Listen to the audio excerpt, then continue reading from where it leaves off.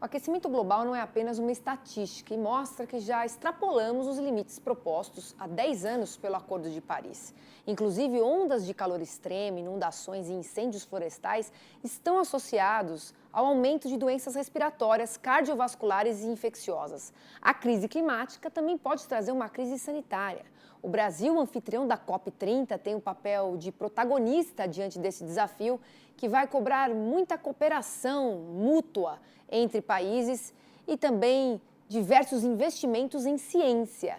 E se a gente está falando de ciência, vamos chamar aqui o nosso meteorologista do canal Rural, Arthur Mille. É como você sempre diz, né, Arthur? A atmosfera não tem fronteiras e a gente tem que sempre saber o que nós estamos fazendo aqui vai impactar, às vezes até do outro lado do planeta. E agora a gente também é importante falar que a gente está chegando numa época do ano onde os incêndios se tornam mais frequentes no Brasil Central, né? A gente estava falando já do corte de chuva e o que a gente tem que fazer é redobrar os cuidados, né?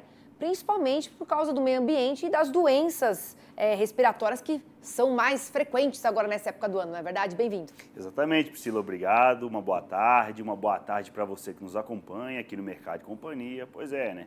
Temos esse problema que já é um período seco e que tende a ser mais quente do que o normal, que vem acontecendo já nos últimos anos, né? Então, a atenção é redobrada, não só por risco de focos de incêndio, e cada vez mais o produtor vai ter que investir aí em mais tecnologia no campo, principalmente relacionado à irrigação, ou seja, chuvas mal distribuídas também impactam a longo prazo os cultivos. Trouxe aqui hoje o mapa, né, para a gente entender um pouco o que está acontecendo. A gente vem falando aí que os oceanos estão aquecidos, a temperatura do globo está subindo, e aí a gente sabe bem por quê.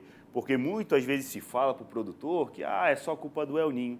E quando a gente configura um fenômeno, ele tem que seguir um padrão, porque se ele não segue um padrão, ele não é um fenômeno. Então, quando a gente olha lá para o El Niño de junho de 1997, águas aquecidas no Pacífico Equatorial, aqui dentro desse ciclo, e o que a gente vê no entorno, né? Azul e vermelho, mas numa cor mais branda, ou seja, as anomalias menores. O que é normal, você ter essa distância. O que não pode acontecer é o que está acontecendo desde 2023, que é o que? O oceano como um todo aquecido, olha aqui, o padrão El Niño, igual o outro círculo, mas com águas aquecidas no entorno, e isso bagunça toda a atmosfera. E por que a gente chegou nesse ponto? A gente já discutiu várias vezes sobre a questão, né, do que é natural, do que é antrópico. Daqui para frente, a gente vai continuar com o período quente, tá? Mesmo isso porque, não vou nem entrar no mérito da oscilação decadal do Pacífico, que ajuda a resfriar esse setor, e quando ela está na fase negativa, ela até ajuda a esfriar. Por isso que tem gente que há 10, 15 anos fala que o planeta ia resfriar, a temperatura ia diminuir, coisa que não ocorreu. E o problema daqui para frente é que a gente vai ter vários cenários no qual a temperatura segue elevada, quando o El Niño, porventura, voltar, vai ser mais uma engrenagem, e nos próximos 20, 30 anos, agora esse setor aqui vai entrar na fase positiva, vai ser mais uma coisa que vai ajudar a esquentar. Então, a longo prazo, não é o fim do mundo, mas o produtor vai cada vez mais ter que investir nisso. E por que a gente fala isso? O painel do Intergovernamental de Mudanças Climáticas, lá em 1990, chamou a atenção, porque isso aqui é a concentração de dióxido de carbono desde 1850. E quando a gente olha para o passado para entender o futuro, a gente vê que a curva está destoando muito, relacionado também à temperatura subindo. Ou seja, se cada um fazer um pouquinho, Priscila, a gente não vai passar por grandes problemas. Mas, no geral, Acordo de Paris também, né, lá em 2020, porque às vezes o produtor até fica bravo, né? Nossa, se fala isso. O produtor rural está fazendo o seu papel, mas vamos dizer, um papel de todos, né? Desde o setor energético, precisa ter essa transição energética. Então, se cada um fazer um pouquinho, a gente alivia um pouco o que a gente vem vivenciando, né? Porque já não se trata mais de o que esperar do futuro, a gente já está vivenciando. E não dá para cobrar do outro o que você mesmo não faz, né, Arthur? Exatamente. Exatamente. Não, excelente, Arthur. Agora, olhando um pouquinho agora também para o Brasil, para essa questão, né, do tempo mais seco, que é comum, né, no outono, o tempo ficar mais seco no Brasil Central, a gente está esperando isso.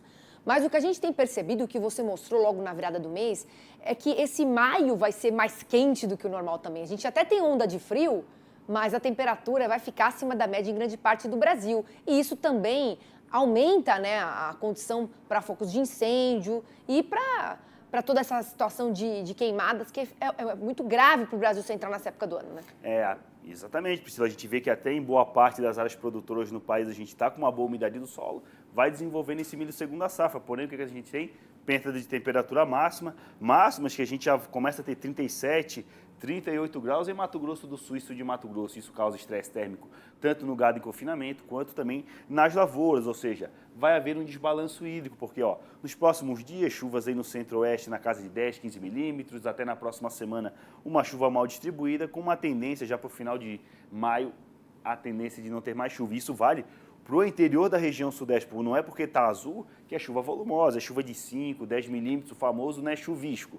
Ou seja, daqui para frente, cada vez mais o produtor ele tem que ficar atento em relação ao manejo com fogo, principalmente quando começar a colher o milho segunda safra, que vai deixar a palhada para a soja. Então, tem que tomar cuidado, porque pode se repetir os mesmos problemas do ano passado, que é o que? Temperatura elevada associada ao tempo mais seco, porque é normal a chuva cortar nesse período do ano, e isso, claro, sempre causa problemas, ou seja, evitar ao máximo o manejo com fogo. A gente sabe que tem o manejo com fogo, às vezes, né, passa alguém, né, joga uma chipa de cigarro, pega fogo, então tem que evitar o fogo agora nesse período mais seco. A atenção maior para a chuva volumosa fica ainda para o Rio Grande do Sul.